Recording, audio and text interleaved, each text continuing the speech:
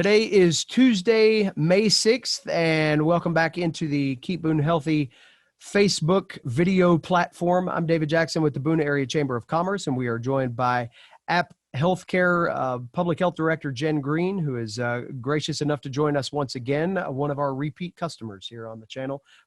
Jenn, I know a lot has been going on. Thank you for taking some time out of your schedule. I think yesterday with the governor's orders coming out, a lot of people paying attention to that language and certainly seeing that some things have been changed from an economic perspective. What are some of the top things from a public health perspective that were factored into those decisions and will ultimately see implemented as we get ready to start phase one?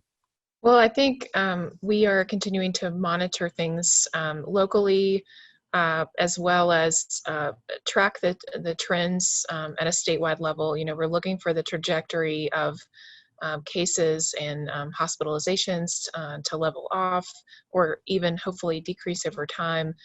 Here locally, what we're watching for is how our strategy influences the number of cases. You know, I've heard a lot of comments about we have a low case count, and we're very grateful for that. And I think that a lot of that is attributed to the people in our community and the actions local government took.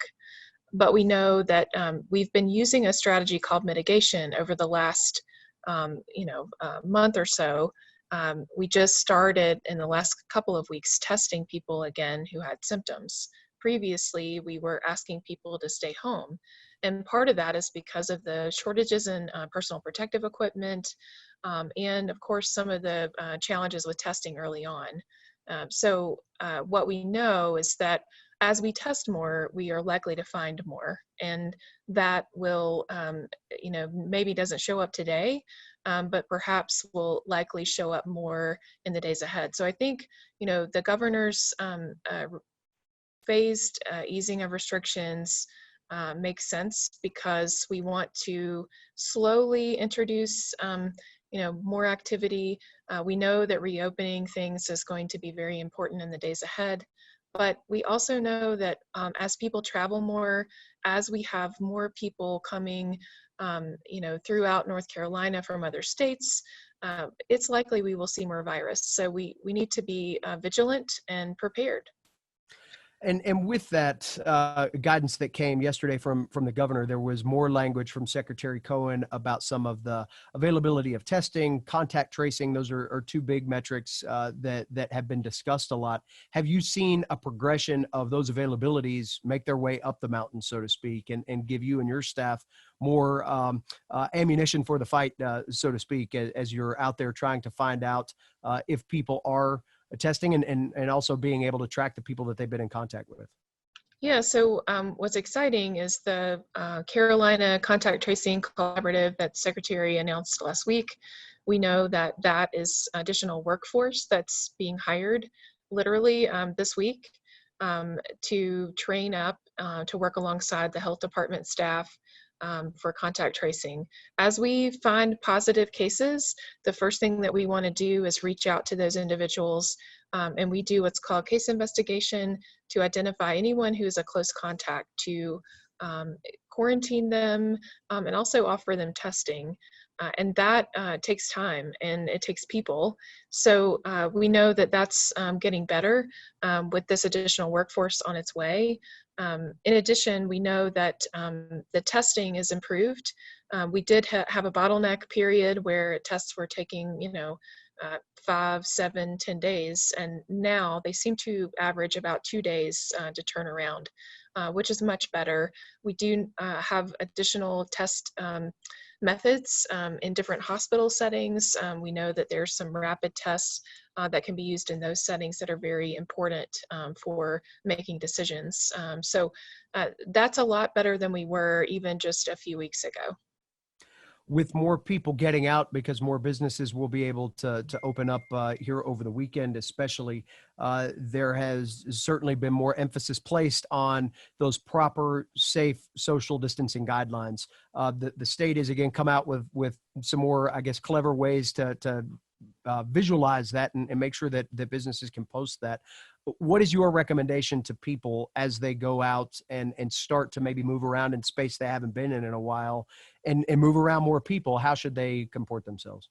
Yeah, so I think first of all, if people are high risk, they have a immunity that's compromised or they're older, they should stay at home to the greatest extent possible still. But if they're moving about, we want them to remember the 3 Ws, to wear a face covering or a mask, to wash their hands frequently for at least 20 seconds or use a hand sanitizer, and to wait or distance yourself at least 6 feet between you and others. All of those things will be very important in the days ahead as we have more people getting out of the house. And I know that there are some businesses that are getting ready to open their doors for the first time in several weeks. And some have even contacted us to say, is there any specific guidance that I should be working off of to get that business open and cleaned properly and maintained? From the health department perspective, what kind of suggestion would you make to those folks that are getting ready to, again, get back into space they haven't been in a while? Yeah, so I think certainly EPA approved cleaners for coronaviruses is recommended. In addition, we know that uh, one of the things we don't think about a lot, we think about big cleaning, but we need to think about the surfaces, the doorknobs and phones and places where people are touching a lot. Those are the things that we may not think about to make sure we're sanitizing. That's really going to be key in the days ahead. In addition, we also offer support for businesses if they'd like us to walk through kind of what their plan is and give some advice. I mean, we're happy to do that. They can reach out to us at App Healthcare, and we've got a team who can help give some guidance specific to their situation. Jen, I know a lot has been made of local ordinances that were put into place yesterday by the county commissioners, and an extension of the short-term rental suspension, 14-day self-quarantine for visitors until what looks like June 5th right now. Can you give some guidance on the public health aspect of that? Certainly there's the economic aspect, and I know the commissioners are hearing that language right now, and we'll have some opportunity to further discuss that at their meeting on the 19th. But from a public health perspective, what were the decision-making processes that went into helping suggest that guidance to the commissioners? Well, we know again that we've just started testing again, and that's over the last couple of weeks. And as we enter into phase 1, we expect to see more transmission occur and more tests show up. So more cases show up, I should say.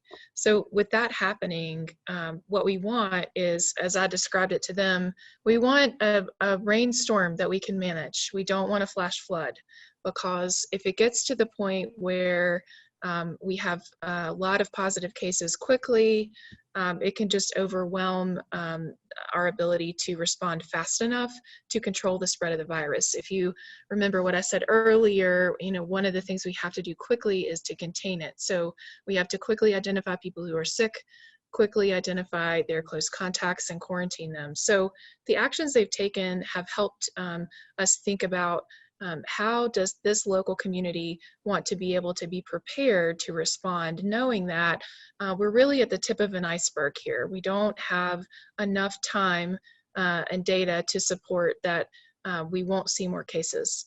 We are grateful that we've had low numbers, but we know there are other factors at play here.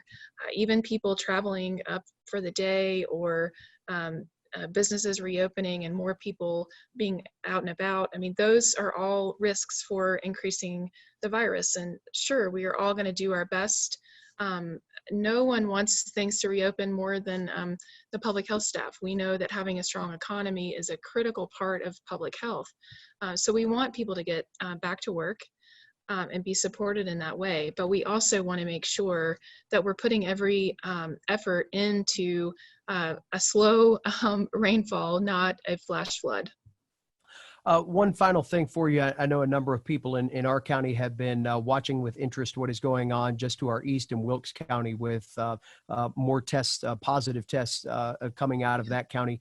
What can you tell us about how that communication goes county to county, especially when they're bordering, and your efforts to keep tabs on what's going down there because of the implications that may mean for our residents at this point? Yeah, so every week I have a call with colleagues in our region, including Wilkes and all the way down to Forsyth and Davidson counties. There's about 8 of us that get together and we talk about what's going on. Our Wilkes health director used to work here, so we have a pretty good relationship, and we have a good connection there. They've shared with us they're testing a lot of people at the meat processing plant this week, and that's going to occur throughout this week through Saturday. So I'm fully anticipating we may have some more positive cases that result from that. And we do work pretty collaboratively. The state system that we have allows us to make connections with other counties. So you saw last week we had our case count go up to 9, and then this week we dropped it back to 8 because we were able to transfer a case back to the county where the person was living despite their permanent address. So we try our best to do that whenever we can. And I think, one thing we have to remember is that people live in one county and they might work in another. So that connection point between health departments has been longstanding and will continue to be. But I fully expect we may see additional cases, unfortunately, that come from that outbreak. Well, Jen, you and your staff continue to do an amazing job at keeping all of the information flow moving and all of the important work that you're doing out there for people to understand and be able to bring into their own context. So thanks again for spending some time with us, and we wish you nothing but the best and good health here as we move forward. Thanks. Same to you.